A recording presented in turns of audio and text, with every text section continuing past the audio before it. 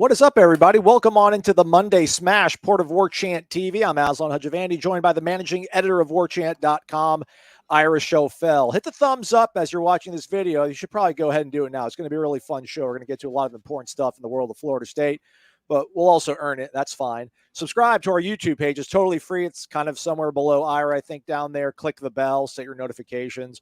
You'd be alerted whenever this sort of stuff happens so you don't miss out on any of the good stuff. We're going to have Peter Schoenthal from the CEO of Athletics on here a little bit later on. So do stay with us. You all want to know what's going on in the world of recruiting. We'll get to a little bit of that throughout the show, but there's been updates throughout the day over on the PRB, the Premium Recruiting Board, Ira, on Jalen Key. Eyes on Keon Coleman as well. So stay connected to the website. What else has been going on over on the site today there, Ira? Yeah, man, it's not, it's not the busy time of year, but there's plenty going on. I actually went over and interviewed Michael Alford, FSU's athletic director today. Put up a quick story just kind of about how season ticket sales are going so far for 2023, which is you're not going to be surprised to hear this. They're going really well. People are fired up about this season, so they feel like they're on track to have really good ticket sales. And it was about 5 or 6 years where things were trending in the wrong direction. The end of Jimbo's time, all of Willie's time, and then you have the pandemic, and Mike's first year or two was not great. They started to rebound last year. This year, they look like they're going to get back to kind of what Florida State's ticket sales are supposed to look like, getting 70+ thousand people in the stadium every week. So I've put up a little story on that, and I'll have more coming because next week is a big week with the ACC spring meetings coming up. So I'll have some stories kind of leading up to that as well. Seminole Moments wants us to talk about Benedict Cleveland betraying Coach Hamilton and the New Blood family. We'll maybe get to that one later on the show. We'll close on it. We'll close on the high notes of these sort of things. But obviously, Ira, the transfer portal closed on April 30th in terms of young men being able to enter their name into the portal. They're still out there. They're available. Florida State in the market, obviously, for somebody on the back end of the defense, apparently kicking the tires on a wide receiver. So all this stuff obviously is of huge importance to Florida State fans. And there's multiple parts of this, right? There's an NIL component. There's also old-fashioned recruiting and pitching your program and what you can offer. But the NIL part seems to be a little bit more of a heavier weighted part of the formula. So that's why we decided to bring on Peter here that we'll have on in a few minutes to kind of dive into what's going on out there. But, I mean, the fact that Florida State is in the mix for a guy like Jalen Key that's got Ole Miss after him, Alabama after him, apparently maybe he was thinking about visiting Ohio State. I think that might be shelved right now. At least kind of speaks to the fact that Florida State is in that orbit of some of the top tier programs in the country. Yeah, and it seems more and more likely that it's probably, mostly likely that it's Florida State or Alabama. I mean, based on everything we were hearing. He did cancel those visits for later in the week. So the official visits he took were Ole Miss, Florida State, and Alabama. And he's at Alabama right now. And yeah, I mean, look, it's a big advantage, obviously, to Florida State, the fact that he's from Tallahassee. I don't know if he wasn't from Tallahassee or from Tallahassee, Quincy. Played high school football in Tallahassee and Quincy. I believe he's originally from Gadsden County. That's why Daryl Jackson keeps tweeting about him, and there's some homegrown love there. So I mean, that's what's got Florida State in that one. But it also they wouldn't be in it if they hadn't gone 10-3 last season. They probably wouldn't be in it if they didn't have the success Jamie Robinson had last year. That was one of the things that Jalen talked about after his visit when he spoke to the reporters yesterday was, Florida State showed me how they use Jamie Robinson, and I feel like I can do a lot of those things. And then the need they have there, they do have coming out of spring, you have 2 projected starting safeties, but Jalen Key is obviously been productive.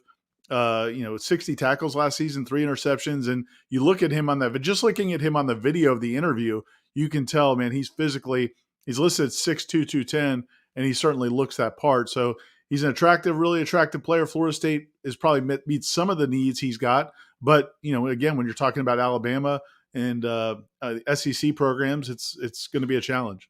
All right. Well, let's go ahead and let's bring our guest for the week on here again. Peter Schoenthal, the CEO of Athletics, joining us here on the Monday Smash. Peter, thanks for making time, man. We appreciate it. How are you? I'm doing well, man. Anything for my Seminole family. I come on here anytime. Appreciate it, man. Of course. I was going to ask you, and I think this segment is going to be a lot of conversation. Aslan and I kind of, talking to our guru of NIL to kind of give us an idea, because I think what's interesting about these visits this week, and one of the conversations I heard a lot from fans was, if Alabama's involved, or if, some of the schools are involved for Keon Coleman, and, Florida State, the Battle's End and their collectives have done a good job in NIL, but there's still a concern that, like, how much of this is going to be bidding wars, and how much of, this process comes down to how much NIL plays in that process. So, I thought it would be good to bring you on just to talk about, because you see it from all angles. You talk to some student athletes, you've talked to recruits, you talk to the schools and collectives. How big of a part is it? And should we resist the urge to point to NIL first? Well, that's a loaded question, and I think everyone hates this answer, but it depends. But I never think, especially after year one, that what we're seeing is NIL isn't the end all be all. It isn't the only reason, especially when the numbers are thrown out there, as long as they're competitive and within the same realm. And there's also a lot of factors that go into it, right? I heard Alabama, Florida mentioned. Don't forget, we're in Florida, no state income tax, right? So when you talk these things and you talk with recruits or kids on campus, that makes a difference. But at the end of the day, it's a factor. When I used to help kids get recruited before NIL, there was never like a single factor that mattered, right? If you're an offensive player, offensive coordinator mattered, who my position coach was, who the head coach was, locale, how do they develop my position group, what's the stadium like, facilities. And depending on the athlete, they always weighted something a little more than the other. When I speak with athletes now after the first year of NIL, it's the same thing. I think we as fans, when a student athlete or a recruit doesn't pick our favorite school, it's a lot easier to say it's the NIL, right? We got outbid, rather than maybe they just wanted to go to another school a little bit more. Maybe they had a better connection with the staff. Maybe that school does a better job developing that position. If you look at what we've been doing recently, we're not missing out on kids because we're not competitive with NIL. And I don't think that's the main reason kids aren't coming. We're playing in the sandbox with the big boys. Sometimes you're going to miss out, but we've been hitting on a lot of athletes too. So that shows we're competitive, but it shows we offer other things as well. Peter, how much do you think guys are talking to other guys about this in the workplace? Most of us watching this maybe want to know what the guy next to us is making, but kind of recognize that it's good to be ignorant perhaps of that. Are these guys communicating things at all? Is it, don't look at my pockets? And how much of this is, hey, we can offer you this. We've already set a standard with a guy on our roster that we value at that position. We can't overbid. How much of that you think factors into in terms of the NIL packages that are being offered to guys that are pretty highly in demand here? A lot. And when it comes to the locker room, the athletes are going to talk. So when you operate as a collective, if you're operating in secret, that is a great way for things to blow up in your face. These kids talk. In fact, they'll talk with one another to figure out what one another's worth. And these kids are also realistic. They know that if you have someone producing like a Jordan Travis or Johnny Wilson, they're going to make more. That's just the nature of it. And it sets if I do this, I can get this. The portal throws a wrench into all that, because you'll have kids come in and make these demands, right? And offer and request these numbers, but you have to balance that against your current roster. You bring in a kid who's a portal kid and you pay them more than what a starter's making now, you're signaling that we think that kid's better. And we saw that. I mean, the best example of that was the Miami basketball team with, John Ruiz, Nigel Pack, and Isaiah Wong, right? Nigel Pack gets this big deal, and Isaiah Wong's like, I'm the one that took this team to the Elite Eight. I'm going to walk. Now, that worked out for Miami. They figured all that out. But if you have a good collective and a good booster group, you're always weighing different factors. Who's getting what on the team now? What is our budget? All right, we want to bring this kid in. What's the value of that kid? A lot of times they'll go and actually talk to the kids and say, hey, here's what they're saying. This is what's going to happen. Are you okay with that?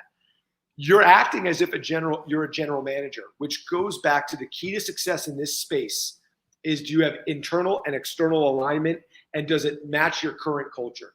We have a great culture right now, which is why we're not seeing a lot of these internal fights. And I think a great part of what we see is when kids do transfer out, our fans, for the most part, the kids and the coaches are wishing them, best wishes and do great where you go. I promise you that is not normal. That is not what's happening nationwide. I mean, so yeah, I've heard some people say around the football program, people close to the football program have said things like, if a player comes and all they want to talk about is NIL, this is strictly an NIL decision.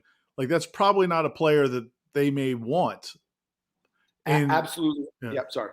No, go ahead. I mean, I just think so that speaks to the idea that it's not an NIL decision. Rarely is, and if it is, it's, that may not be where you want to be as a program, right? The successful programs, it seems like, probably aren't operating that way. Absolutely. So there's two things on that. One, when the kids do throw money around, you ask if the kids talk. By the way, the collectives talk. They're starting to work together to make sure that some of these numbers are actually real, because agents are trying to, jump that number up. That's a big part of it. Right. I'm gonna push back. NIL is one of the great ways for coaches to make a culture and identity determination. When you're building a team and you want to figure out, is this kid, he's physically talented, he has all the metrics, but is he going to work out? Does he fit? The NIL question is a great one to ask, because if NIL is just a factor, and when you speak to a recruit or a transfer portal player and they're talking about development and, what kind of system do you run and how are you going to get me to the NFL? And then, by the way, is NIL competitive? That works. When the student athlete or the recruit is only talking about money, that's a run situation. I talked about it, when I was before the NIL space. I used to help kids get safely recruited because I coached football in South Florida, right? I always look back to the end of the Bobby years, right? And we would get a 5-star here and there, and they would never pan out. And I could never figure out why. Like, why don't those guys develop? I coached a kid. He's getting recruited by Miami and Alabama at the same time. And he was a Miami diehard. And he decided to go to Alabama. And Miami was competitive with everything. And I asked him, why are you going to Alabama? I know Miami's your dream school. So, well, my goal is the NFL. If I want to go to the NFL, Alabama's going to develop me. I'm going to compete for national championships. And every day in practice, I'm competing against all Americans. That's how I get better. This is what gets you to the NFL. This is what makes you a great player if you have the physical attributes. And I think NIL actually is another way for coaches to identify who has this. And it actually works as a good thing if you know how to use it the right way as a coaching staff. Yeah, I think looking at these situations, I mean, it's almost like, it's funny when Jared Verse was being recruited, when he was at Albany, one of the things he talked about, the kind of legend from the, people around the recruitment, was that him and his mother, Jared Verse and his mother, had like a big board, almost like a draft board, like with all of their criteria. And it kind of makes me think of what you're describing of the healthy process for recruits, which is like, okay, where's the opportunity for playing time? Where's the opportunity for development for the NFL? Where's the opportunity for NIL? Where's, and almost like, so every recruiting process, I guess it will be weighed differently. Like they'll all have, most of those are going to have all of those boxes, right? But then it's how much do they weigh? Like location's a factor, and again, we're not speaking specifically about specific recruits, but like Aslan and I were talking about the guys that were here this weekend, Jalen Key, the fact that he's from this area is probably going to be weighted where, with a Keon Coleman, that's not a factor. NIL is the new guaranteed play time, right? Butch Davis used to always talk about when a kid asked me, can I guarantee him a starting spot, right? I stopped recruiting him. NIL is like that new thing, right? You're hearing coaches talk about it. If that's all the kids coming on campus and talking about, we're going to cut ties. And by the way, we did that with a few players. I won't mention that, a few recruits over the last couple cycles. They ended up not being a fit because of that. Peter, I don't know how much, guys are betting on themselves a lot of times when they enter the transfer portal.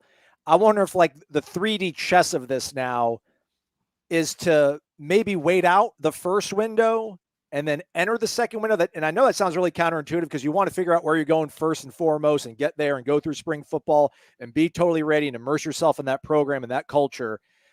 But man, there's so few kind of difference makers right now in the portal. It feels like if a Jalen Key or Keon Coleman would have came out in December, maybe their market price isn't as much as it could possibly be right now. Do you think any of these guys are kind of sandbagging things and maybe waiting to get into this window? Is there a different urgency? Maybe the market is being reset because of supply and demand right now in this kind of more of a quiet window in terms of the transfer portal? not this cycle, but next year. If you don't think agents are monitoring this cycle and seeing, wait a minute, that kid this cycle is being offered this, he's getting a fraction of that the last cycle and taking note, 100%. I think it's going to be a lot of position specific though, right? I don't think you're going to see that happen with quarterbacks. Quarterbacks need that time. They need to get in the system. And don't forget, getting in there in the spring is a big deal. But I think kids that were maybe thinking about going in, they might be more willing to wait because they see the value on the back end. So we saw a lot of kids just jump in head first this last cycle. You might see some of those waited out. But yeah, if you don't think agents have made note, I think that could be a strategic decision next year. And I'm interested to see what the second window looks like. But if I were advising a player, if the goal is the goal, if the goal is NFL, I would not advise that you skip a spring and just enroll in the summer, especially if you're going into your junior or senior year and this is your last shot. Yeah, I wonder if that'll have an effect. As you said, people are monitoring all this. I wonder how those players do.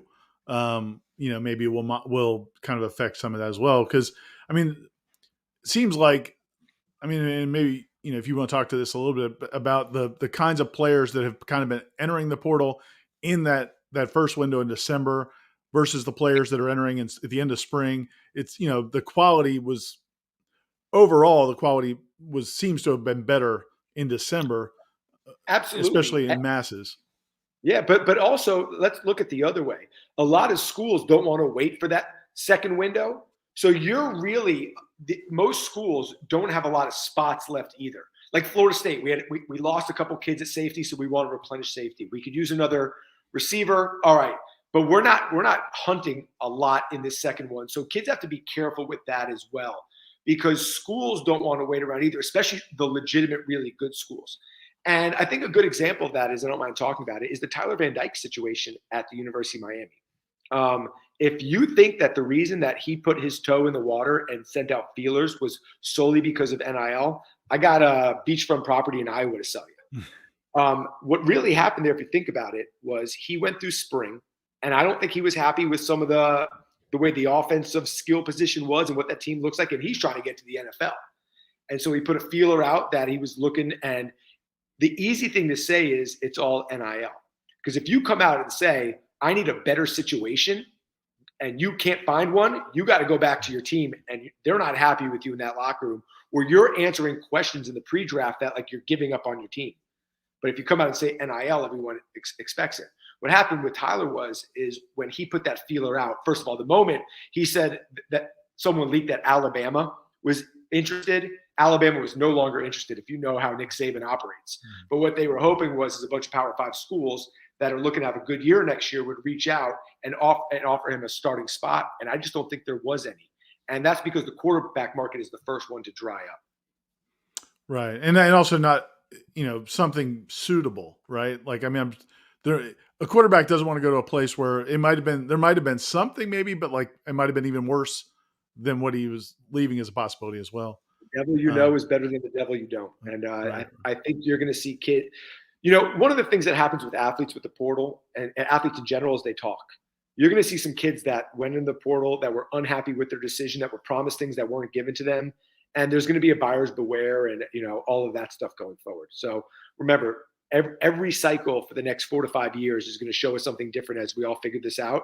And I think one of them is what you alluded to, which is there might be some more value in that second window if you can hold out. Peter, I know we're kind of probably at the 4,000 level of talking about NIL with the amount of times you've been gracious enough to come on the show here and talk to Ira and talk to Tom. When you say agent, are we talking about NFLPA certified agents, or are we using that as kind of a catch-all term for people in this space right now? Man, you are you're throwing some chum in the water for Peter. Yeah, a little bit of both. All right, so you're not supposed to have a contract agent, but you can have an NFL certified agent who does your marketing deals. Let's be honest, NFLPA agents are everywhere in this. NFLPA agents are everywhere in this space, and honestly, I'd rather student athletes have them. They're the good ones. Like Drew Rosenhaus represents Tyler Van Dyke. He played that situation with Tyler like perfectly, right? He didn't get what he wanted. Cool. They blamed NIL. He got a better deal for his player. And now he's at Miami and everyone's all happy. that could have gone sideways, right? The bigger issue is the lack of, and this is where I was talking about the chump, the lack of regulation of agents in this space is disgusting. The disservice they're doing for these athletes is disgusting. Any Tom, Dick, and Harry can get into space. Uncle Tom is representing his nephew. He has no idea what he's doing. And they're ruining kids' reputation. They're walking kids into horrible deals. They're walking them into horrible situations. One of the great examples of that is the Jaden Rashada situation. He was represented by someone who is not NFLPA certified, young kid who's immature, doesn't really know what he's doing, leaks all this information to the press. He made Jaden look like a money-grubbing kid who only cared about the dollars. Jaden just wanted to go to Florida and told his representatives to figure it out, and they botched it, and now he's at Arizona State. So you asked if NFLPA agents are involved in this, NBA, PA agents. Yes. They're not the problem. They're the good ones. The collectives want to work with them. There's proper expectations. They know what they're doing. They understand contract language. It's all the other ones who are trying to use these kids to break into the agent space that are ruining this. And it's a problem. And Aslan asked earlier about like players talking and how, like, I guess, and again, it's impossible to quantify this because every case is different. And there's so many cases, but like, as you monitor the landscape, are you seeing a lot of players kind of play themselves sometimes? Because I think we've heard anecdotally some situations where players either believe there's a certain amount of money out there if they go to a different school, or they've been led to believe, or maybe they're making it up or whatever it is. But the schools don't have to, if the school does it, if the collectives that they're dealing with at their current school don't want to play ball with them, I guess it's just I guess it's like negotiations for grownups in like the NFL level, or Major League Baseball, or whatever. You kind of you charge it to the game. You're all adults. This is they've had careers, but when it's like 19 or 20-year-old kids kind of making these grown-up decisions that could backfire, I don't know. Like, how much of that do you think is happening? Like, how much remorse do you think is out there from some players that maybe are getting out over their skis a little bit? A lot, and let's talk about why. When you're young, the new shiny toy always excites you, right? You're always looking at the grass is greener, and you don't understand. Sometimes you got to put in time somewhere to get to where you're going, right? But what happens is these schools know it. Once you transfer, you're locked in.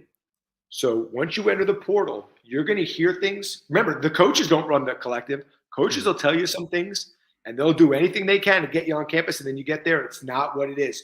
We heard countless stories of athletes that ended up transferring, being promised certain dollars, and they did not get it. And remember, legally, you cannot sign a contract before you enroll in a school. So you're rolling the dice a little. That's where having a reputable collective, talking with athletes that are already on the team and asking the important questions about, the deal that you negotiated, was that fulfilled on? What's your relationship with the collective? How is that? What's the relationship with the coaching staff in the collective? That's going to be a new part of it. I was invited to go to the On3 Elite Series, where I'm going to be speaking about NIL and contracts to the top 100 kids in the country. One of the things we're going to talk about is you really don't have a way to ensure what you're being told is true. The best way to find out are the players on the team. And that goes back to what we originally talked early on with NIL about culture and alignment.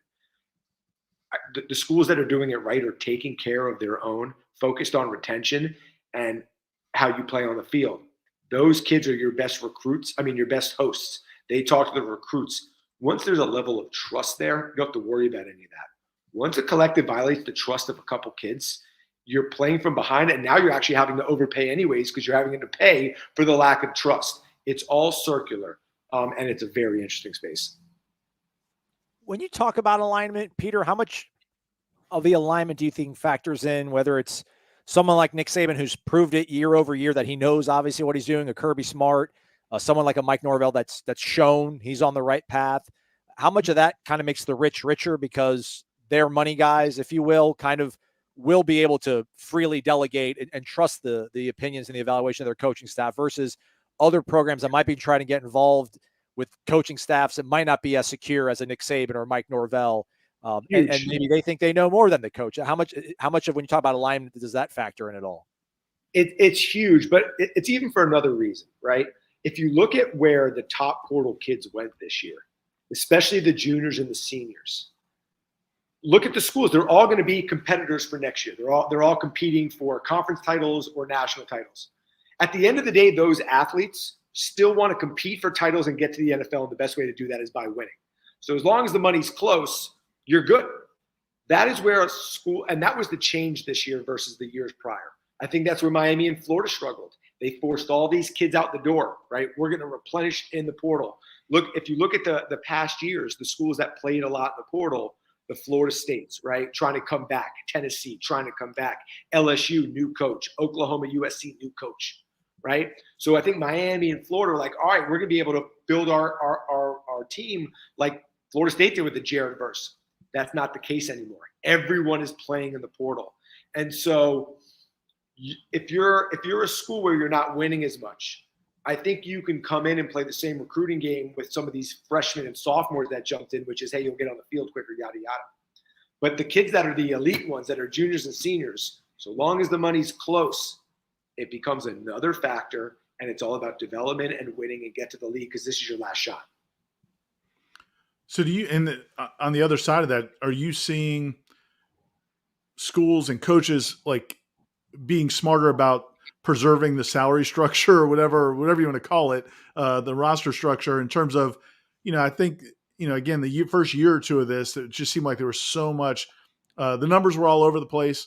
And I think you saw some schools kind of get in trouble. Like you said, the situation with Nigel Pack and Wong at Miami.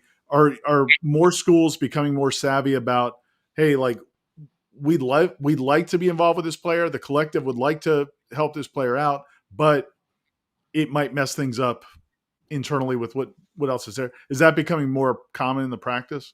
Yes, and for multiple reasons. One, you've got to manage your current roster and emotions and the locker room. I mean, that's a huge part of it. And every decision you make, especially in the portal, that's what, Mike Norvell has been so good with this, right? Being able to bring in a bunch of portal kids and everyone on the team gets along and they work well together. A big thing that no one talks about is collectives finally are getting a grasp on how much are we actually going to be able to raise, right? If we're promising dollars, we need to make sure we have those dollars. I think you saw a lot of collectives overpromise. Or collectives start to realize maybe there's actually a bigger pool of dollars that we can get to so we can make bigger promises. They're starting to operate more like effective businesses and understanding that we have a salary. Let's be honest. Like I run a compliance company, right? I got to make sure everything's legal, but let's be honest. This is getting to the place of a collective has a salary cap, which is how much money we can bring in and how are we going to effectively distribute it to make sure that our players are happy, there's proper expectations, and we're winning ball games. And it's not easy. Last question for me. Ira, by all means, you're able to keep, this thing running here, man. But I know I don't want to put you on the spot and speak specifically to a kid that we don't know the machinations of what's going on with him. But you mentioned that next year things are going to be maybe even wilder in the portal in terms of this future cycle. We're kind of getting a precedent set right now with the difference between December and the May portal. But how much better off? Florida State's been doing fantastic in the portal. How much better off are they going to be next year recruiting out of the portal when they have some of the success that we're anticipating they're going to have in terms of the NFL draft? My concern with a guy like Jalen Key right now, again, who plays safety for UAB, is that it seems like it's probably Florida State versus Alabama, and you've got Alabama who just lost 2 of their safeties to the NFL draft. You lost one of your guys to Colorado. The other one, who knows where he went. So when we talk about the pieces of the puzzle, like Florida State is doing such a great job right now, but like, is that maybe the one missing thing to where you're going to go heads up against some of the best programs in the world and sometimes you're just going to miss out? Like that's just part of the deal here. How much better position do you think Florida State will be next year when they have a year under their belt of showing success, turning guys into NFL draft picks when they're going up against a team like Alabama right now that's got that track record? I'm going to say it's huge and it's already happening. There's such limited data that there's so few schools that can say we are taking in kids from the portal and we are making their lives better by enriching them on the field and making them better prospects. Not many other schools in the country can talk about Jermaine Johnson. Not many schools in the country can talk about what they did with Jared Verse. We already have that. It's why we're doing so great in the portal. You look at the kids we brought in on the O-line. They were not promised starting position, and we already had good players there. but we can show proof of concept. Recruiting, because I've been in it, is all about what narratives you can sell. So we're going to be able to sell that even more next year. And so when you're going up against the Alabamas and the Georgias, which are having obviously more success on the field, the fact that we're even playing in the same sandbox right now as them is we've shown the ability to be better on the field, but we have a track record in the portal that they don't have, and that's something that we can sell. And it's important if you're a portal kid that has one more shot. Last thing for me, Peter. So we've dubbed you NIL Stradamus, or I think in the past. What do we see coming in the near future? Like, what are some topics, especially as we get through this portal cycle that just ended and going into next season? Like, what do you think is immediately next, or kind of on the horizon from an NIL landscape that we should be watching out for? I think it's going to be roster construction. I think what we have seen, and Bud Elliott does a good job talking about this, is there are certain positions you can get in the portal, and there are certain positions you can't. Elite pass rushers and defensive ends and left tackles are not that prevalent in the portal. FSU fans, I know you think I'm crazy because we got Jermaine Johnson and Jared Verse. That is not normal. So I think what you're going to see as things develop is, all right, who do we go the hardest at in high school recruiting, and where can we make up for it in the portal? And it's identifying what's out there. I even think you can do a good job in the portal with quarterbacks. I really do. But I would say quarterback, DN, offensive tackle, you're going to focus more on them, and even with NIL, on the high school space. The other stuff you can play a wait and see game. But the second change is going to be what we've talked about. Legitimate agents monitored what happened and saw kids that got money the second window would have got half of that money in the first window. So maybe for certain athletes, specifically the sophomores and the freshmen, maybe I wait it out, stick out a spring, and then in the summer I go and maximize my value rather than as a freshman or a sophomore just jump in right away because I'm unhappy. There's going to be a strategic game, and I think that's where you'll be able to see. You'll be able to add really good depth players who can help out in the short term but could be future stars long term, and that's going to be the second window. Hey, let's take a question. If you got I want to say if you got a minute left, but I feel like this question is going to just open up a huge can of worms. Right. But feel free to navigate it as you wish here, Peter. Don asks, how far away are we from a cap agreement to be set for paying players? I guess, pretty much a payroll kind of a salary cap, the way that we see professional sports. Who would enforce this?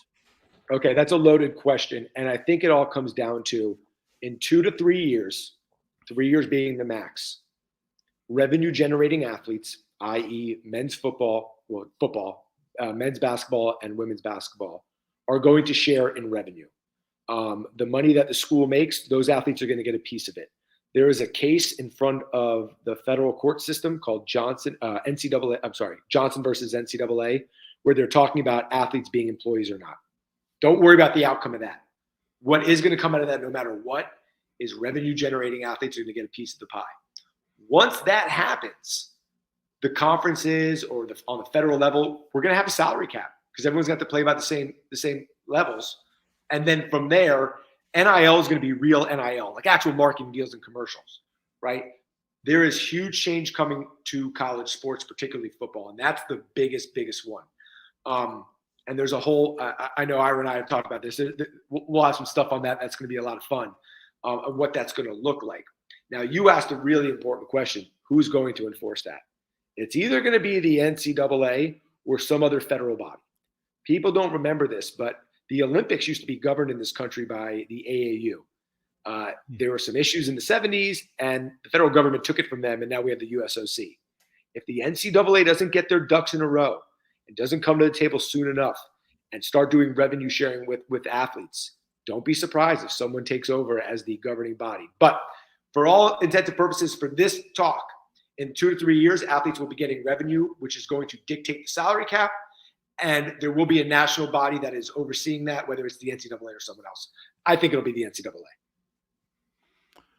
Great stuff, man. We appreciate it, Peter. As always, I think you got a big basketball game you got to watch. The Heat are coming on here. Well, let's go Heat. We don't do that bing bong Knicks stuff. This is Heat. This is a Heat town over here. Good stuff. Thanks, man. As always, and people, you can follow Pete on Twitter at NIL Pete. There we go. There we go. And he's also on our Warchant message boards at NILP as well. And he comments sometimes on these topics. So thanks again, man. Appreciate it as always. Appreciate you having me, guys. Peter Schoenthal, everybody, CEO of Athlons, joining us here on the Monday Smash.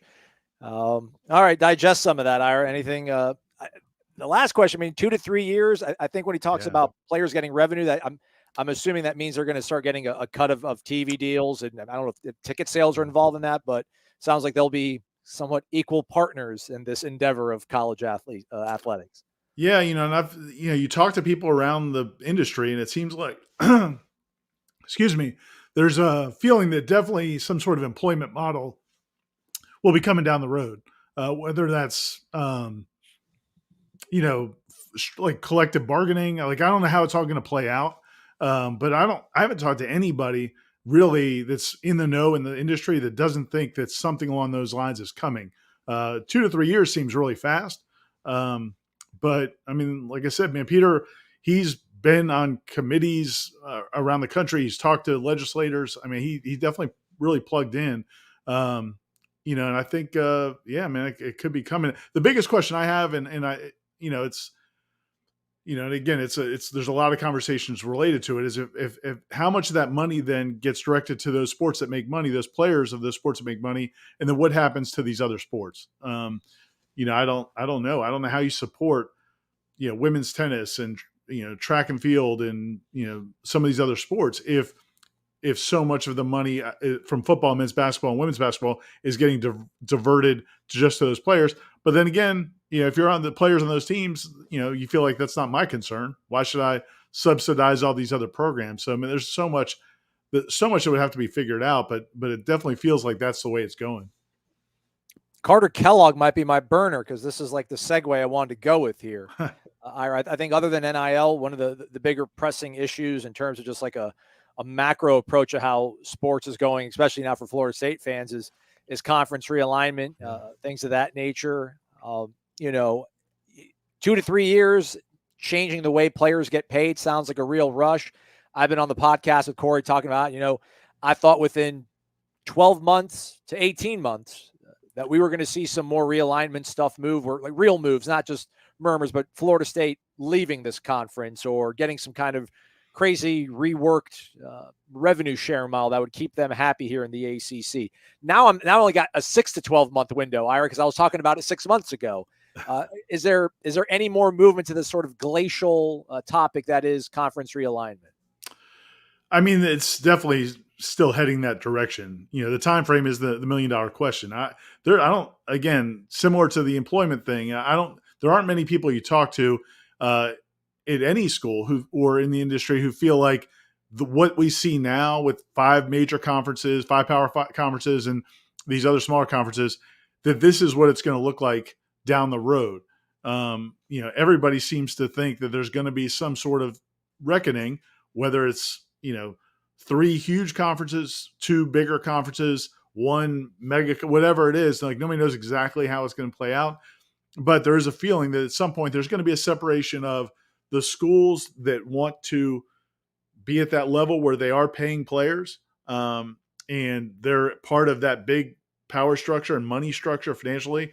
And then these other schools that maybe drop off. And I think there are some schools right now in Power 5 conferences. I think there's some schools probably in the SEC and the Big Ten right now that love the money they're getting from these TV contracts, but maybe don't want to be in that new world. So maybe some of them actually even volunteer to step back into to be in kind of the old school traditional model of college football or college sports. And then the schools that maybe are in some of these conferences that are left out right now, maybe they get pulled in. So I do think a restructuring is happening. I don't know if it's in 3 years or if it's in 5 years or 10. But you have this push from the schools. The biggest push is coming from a lot of the schools that aren't in the big 2 right now. The schools that are in the Florida State, Clemson, Miami, schools that are in the Pac-12 and in the Big 12 that feel like they're left out as well. I mean, those schools need some more reckoning beyond what's happened so far. And I think, again, as it moves to more of a professional model, I think some of those schools that are in the SEC and the Big Ten might want to pull out. But it's so hard to pick a time frame. I don't know if that's, couple of years, or if it's 5 years, or if it's 6 years. I don't think it's going to be much more than 5 years. I'd be surprised by that. I don't want to wait that long. I want this one in a year from now. Like when I Maybe don't a know. little. How misguided am I? Maybe. I mean, be critical. It's fine. Like, how misguided am I thinking that the playoff expansion is going to expedite sort of this, perhaps new landscape? Because I just feel like, man, with the SEC having all those teams, with adding Oklahoma, adding Texas, and with the Big Ten adding Southern Cal, and they seem to be on the upswing there with Lincoln Riley. Like, it's just going to be harder. I know it's 12 teams, and you take care of business in the ACC, you're going to probably be pretty good. But man, I just feel like I don't know. You want to be in the power conferences that are going to have that kind of perception of playing the tougher schedule and being the more more deserving team. I that's why I always said that 12 to 18 month window, because I thought the playoff expansion would factor into. Do you think that's probably maybe not as big of a deal when it comes to moving this? No, I think it could play a factor in it for sure. I mean, I think it's all intertwined, but I think, again, when you talk about 12 to 18 months, you're talking about, okay, we're now having public discussions, the change is coming, and this is going to happen, not necessarily the change is going to happen. Because I think, I don't think anybody thinks, and I don't think you think that there will be changes, because we just saw with Texas and Oklahoma, like when it came out, like they weren't moved within 12 months. So, I mean, the process is going to take longer, but could we have public discussion and public acknowledgement that there is going to be a new world order in college sports? I wouldn't bet that it couldn't happen in the next 18 months. I think it possibly could in the next 12 or 18 months. I just think, how it actually plays out and then how it actually gets implemented would be much longer. I did want to answer one question I just saw in the chat. Somebody asked about baseball and whether or not Jeremy asked. I had this ready to go whenever. Oh, okay. There you go. I mean, it's from 2017 hour, but Jeremy asked, would baseball not be included in that list of, I guess, revenue generating sports? Yeah, and so that's what I was going to say is baseball. There are some schools, and thanks for pulling up the stat. I didn't realize I hadn't seen that number, but in general, I can tell you that's about what I would expect. There are, handfuls of schools that make a profit, and every year is a little bit different depending on what your home schedule is. But in general, I would think maybe LSU baseball turns a profit, Tennessee baseball, Louisville maybe. There's some schools that are consistent winners, have great fan bases and get huge crowds that turn a profit. A lot of schools are happy if they break even with baseball, and some schools lose money. What we see at Florida State is unique. Seeing 4,000 people, 3,000 people, 5,000 people at games. There are less of those schools than there are like at Notre Dame, where they get hundreds of players, hundreds of fans, maybe 200, 300 fans going to their baseball games. So no, it's not usually a big profit generator, but some schools do turn a profit. It's just not enough to, fund your athletic department. It's just to cover costs and maybe go towards some upgrades. Brett Taylor is asking about some of the other sports. Could you see a day example where Callaway signs a deal with a golfer? I think about the money that Jordan Spieth could have made. I wonder if that is more likely because you want to obviously get this kid young so that when he does go pro, he's in your pocket. But probably more likely, because I've always wondered, and I watched that documentary on the whole, basketball, everything coming down, Sean Miller and Will Wade and all that sort of stuff a few years back, where like they're using like Adidas money to get prospects, but it's like, well, you're not the only Adidas school. Like we have other teams that were also giving merchandise to, and they're one of our schools. But I guess maybe this would be a lot easier, a lot cleaner when you're not having to support like a huge name that's really visible, like a basketball recruit. Like if you did get a golfer, because even if you're a virtuoso, man, no one's watching college golf. So I guess you could probably get away with it a little bit cleaner and easier. Yeah, I wonder, I guess what the market would be, if the player's worth that, would they just go straight to the pro tour? Like I'm ignorant probably a little bit on college golf and like why some guys go college golf and why they, why you might not. But yeah, I mean, I think most of them do, but the question is like for how long? So I think that would be part of it. But the other part of his question about, if you've got these deals, if you've got an NIL deal, can you just be a walk-on wherever you want, not count towards scholarship limits? To me, that's a fascinating topic that I haven't really heard a great answer. I haven't really heard anybody say, no, that couldn't happen.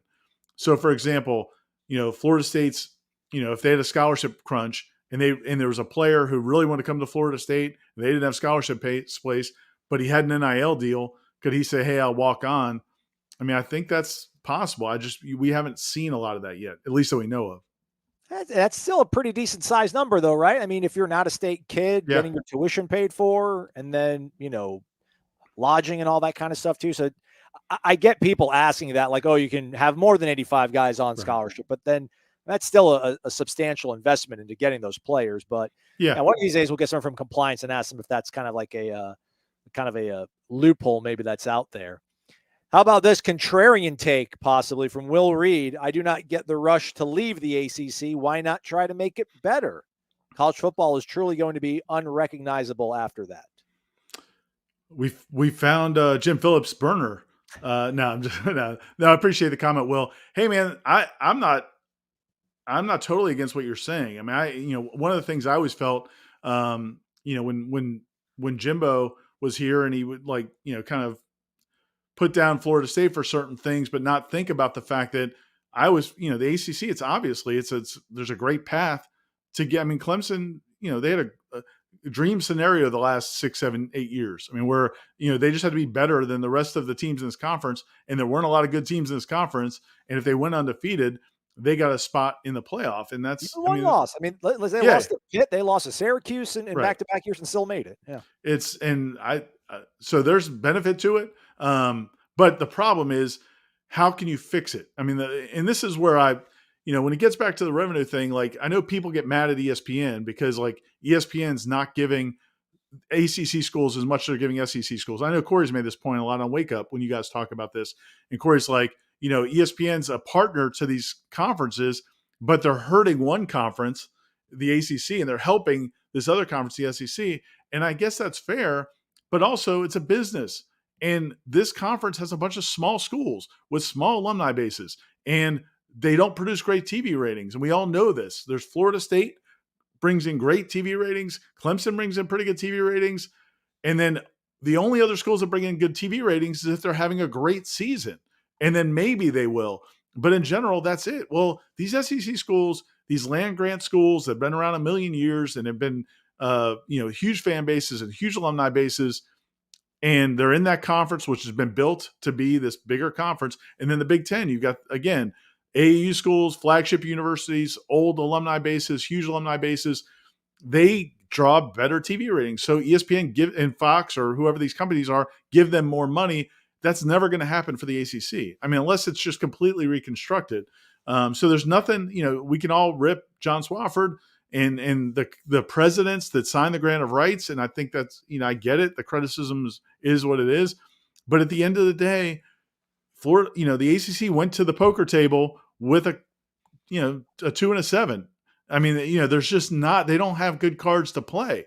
And so that, to your point, Will, I think there's some wisdom for Florida State joining the ACC when they did. I think it benefited Florida State in some ways. I think it's been benefiting Clemson. It would have been benefited Florida State if they were in better shape.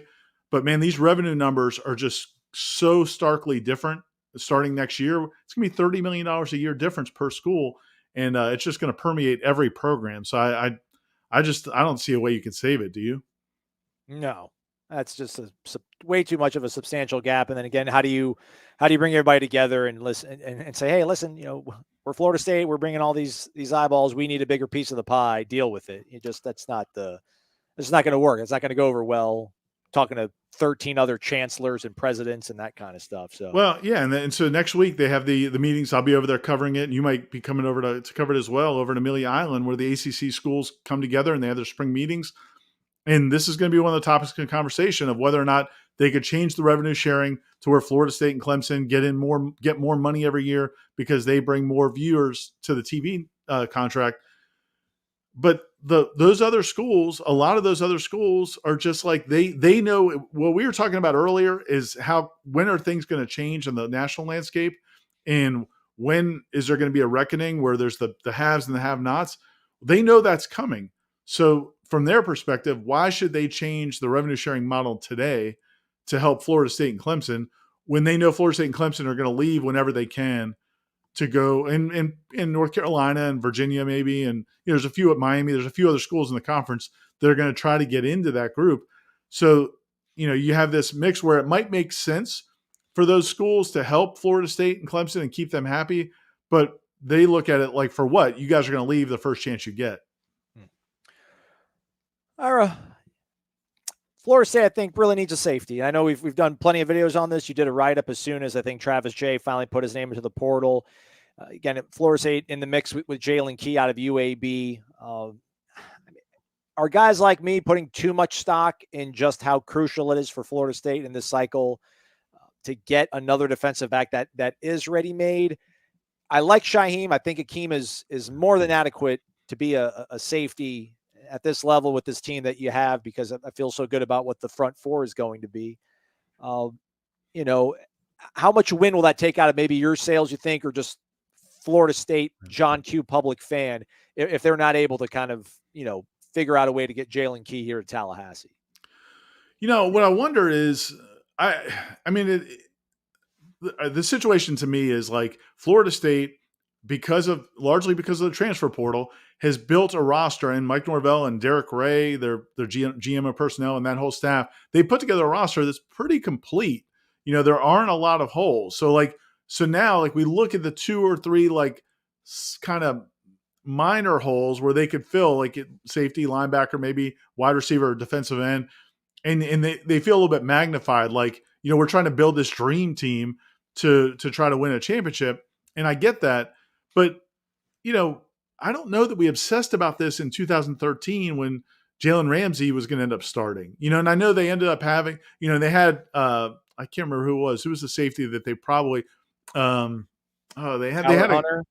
Tyler Hunter. Yeah. So maybe that's why we weren't concerned about it, but we didn't know who his backup was. None of us expected Nate Andrews, right? Or was that Andrews? Well, he was a freshman. Nate Andrews was a freshman. So we didn't, I don't know. I don't know if we're hyper focusing because that speaks to how well this team is constructed across the board. So it's kind of glaring that there might be a lack of depth at a position, but I don't know, man. I think they're still in great shape. So, it's because you can go do that now, though, Ira. Right. That's part of it, too. And 13 was that wasn't an option. It was you kind of had who you had, and you grew them in-house, and you saw how they could blossom. And I don't know, man. Listen, they were preseason ranked 13th. They lost to Florida. They beat Northern Illinois to close out the year. We felt good about where things were with Jimbo Fisher, but the NC State game was kind of lingering for a lot of fans. I don't know, man. Call me crazy. I think expectations were a little bit bigger this time around than they were going into the 13th season too, I think. Oh, you're right. Especially because of the quarterback. Because, we didn't know he was going to pick a quarterback. And then when Jameis won the job, when it was obvious he had the spring game and Clint Trickett transferred, now it's down to basically Jameis or Coker, and neither one had played much college football or any college football. So, yeah, I think that's what kind of tempered expectations. Whereas when you have a Jordan Travis at quarterback, that changes kind of what you see as the potential ceiling. So that's part of it. There's a lot of factors to it. But my point is, I don't know how many teams go into a season feeling loaded first team and second team across the board. And I think, if they get him, I think it's great. I think, again, looking at him physically, I don't know. I just assumed a UAB safety. I just didn't expect him to look like that. You can see why schools are really interested, man. He's an impressive physical guy. I'll throw one other thing out there, one other caveat out there to you, though. I just crossed my mind today of if you get a Jalen Key to come in or another, excuse me, or another safety finds a way into the portal and Florida State goes after him. How much do you have to do with Akeem Dent to make sure he doesn't get any crazy ideas? Because, Akeem's, I assume he's graduated. I believe he just graduated. So, he's a guy that might be able to enter the portal as a grad transfer. And now you might be right back where you were.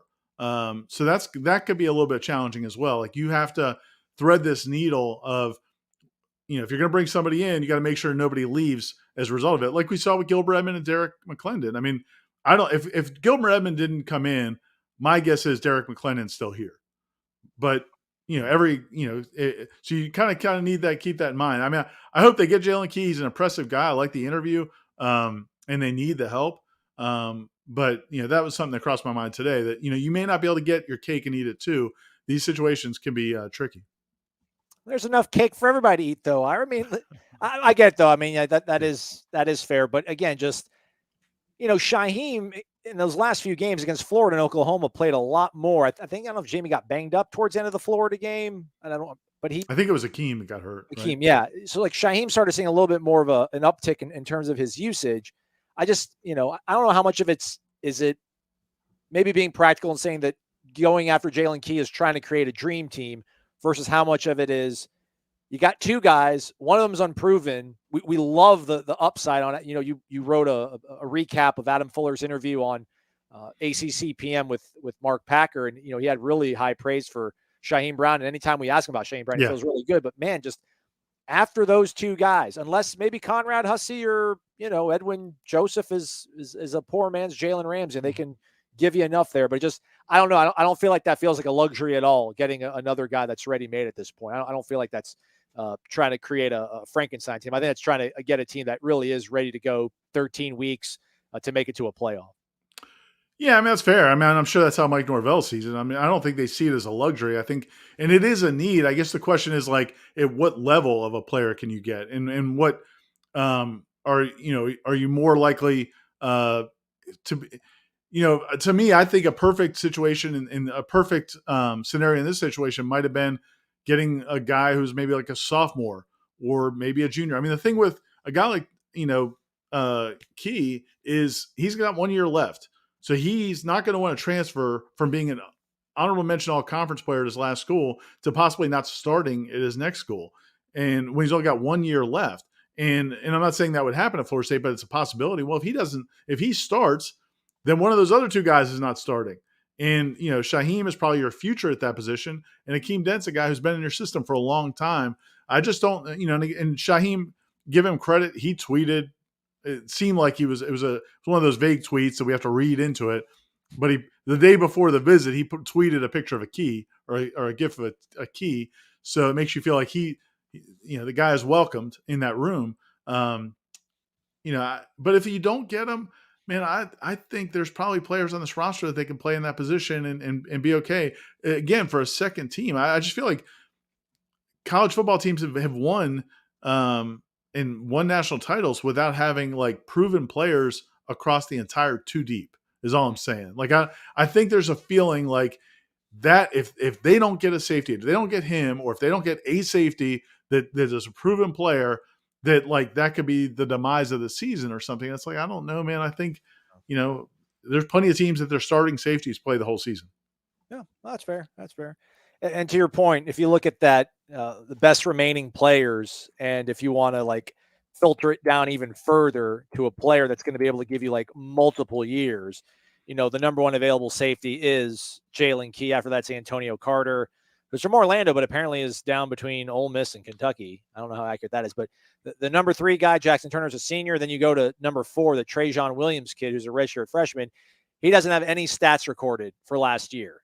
So it's like, it's such a huge precipitous drop in terms of like threading that needle of like, let's get a guy that we need out of position, but also has plenty of tread on the tire that we can keep him around here and groom him for future years. But at the very least, I mean, Mike Norvell has definitely built up enough equity to make you think that, they'll figure things out and always are going to have the best interest in this roster and keeping things moving in the right direction in mind. So, yeah. And I think the challenge at that position, if you go back to the fall, was like, because that, like you just said, that's not a really, it's not a very deep pool of prospects out there, which is, again, why the market is what it is.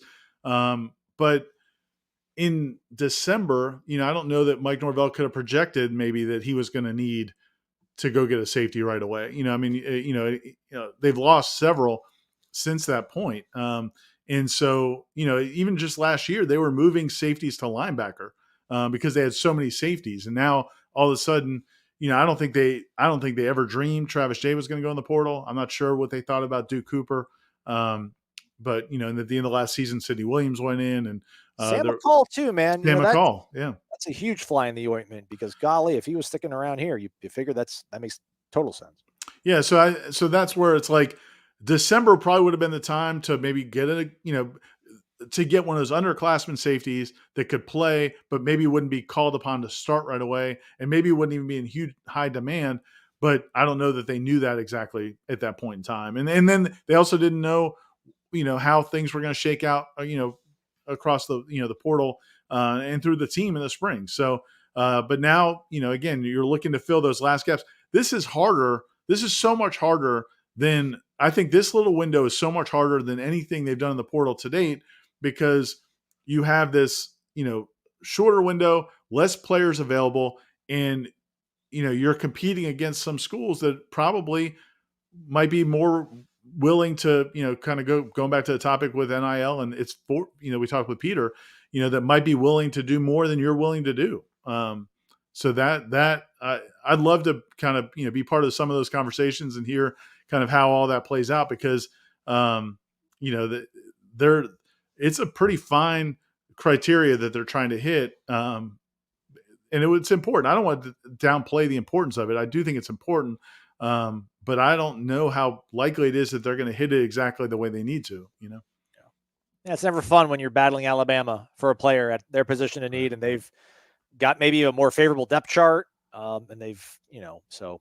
But I mean, what can you in that situation? Like, you're selling the hometown's the biggest draw, right? I mean, it's not like you can. Florida State, against most schools, I think they can. And I know we're wrapping up here, but against most schools, Florida State can sell the development side, and they're successful with portal players. But, I mean, Alabama, they haven't done as much in the portal as Florida State has, but it worked out for Jahmyr Gibbs. It's worked out for other, the players they have brought in. It's not like you can say, oh, we're definitely going to get you more ready for the NFL than Alabama is. And so, really there's just, there's probably not a whole lot I think in the Key situation, they're just got to hope that he really wants to be here. His family's in Quincy. That is a big enough draw, because I don't think this is one that Mike Norvell can just win head to head against Alabama. I don't think. Yes, Matthew Simmons, he did go to Godby for a minute there. Some rapid fires we wrap up. We've gone over an hour, past the top of the hour. Ira, do you think we'll see more Ja'Kai Douglas in the mix this season? Asks Joshua Richards. I definitely think so. If he can stay healthy, man. Ja'Kai is one of those guys that I think if he stays healthy, I don't think he played in maybe 7 or 8 games last year. I'm not sure exactly, but he didn't play the whole season. If he can stay healthy, for sure, and I think he can do more things than Micah Pittman did in terms of stretching the field. So I think he's got a great – and they don't have a ton of true speed guys, and he's one of them. So, yeah, I think so. And I think those end arounds that Micah got and things like that, I think Ja'Kai maybe could get some of those. Do you want to workshop any of your takes for Seminole headlines tomorrow, vis-a-vis Matthew Cleveland going down to Miami and Coral Gables? Yeah, man, that's it's gonna be a fun one watching those games. And not to give Miami credit, and I'm sure this is not what Seminole Moments wants me to do, but I think that's a situation where Miami's proven what they'll do for NIL and basketball. And Larinaga, you have to give him credit. He did a good job of taking what could have been a toxic situation where NIL became public and it became divisive, and there were questions about whether or not Wong and Pack were going to get along and all that. And Larinaga made it work. And I think he's a good example, and other coaches need to do a good job of seeing that NIL can be a big part of it, but then the coaches have to make it all work. And so I think Cleveland, I think he made a business decision. I think he thinks that I don't know what the NIL numbers are down there, but I'm pretty confident that was a big factor in it. But then also the fact that Larinaga's proven he can kind of make all that work. But it's got to be strictly a business decision, man. It's hard to fathom for me, and I'm sure most fans can't fathom it at all, how you could go from wearing that uniform to wearing that uniform and doing that sign. It's a hard one to reconcile, but I guess we'll probably see more of it. On3 just had a story the other day, I think yesterday, that there's been I think 10 or 11, at least 10 transfers in the ACC this portal season for basketball, players going from one ACC school to another. Matthew Cleveland's one of them. It's definitely a new world, man. I think David Teal might have came out with it, but then they made a graphic to illustrate it. So we want to give a tip of the cap to the co-dean of the ACC conference, Ira. No, Professor Emmons on here. David right, folks, Teal is the dean. That's a wrap for the Monday Smash. No Wake Up Warchant podcast. Headlines? You guys headlines tomorrow? Yeah, we are. Yep. Okay. Yep. Seminole Headlines with Jeff Cameron, Irish O'Fell, Corey Clark, 1 to 3 o'clock, 93.3 FM, as well as WarchantTV, which hopefully you're subscribed to. Do so, and hit the thumbs up on the way out. Thanks again to Peter Schoenthal from Athlliance for joining us here earlier on in the show, and you joining as well, Ira, and doing this, man. You're a busy man. Ira does everything, everybody, like quite literally. So he's stepping away and doing all this. So we appreciate you, man. Thanks for everybody watching. Appreciate it. And we'll see you guys next time. Stay connected to warchant.com, the ultimate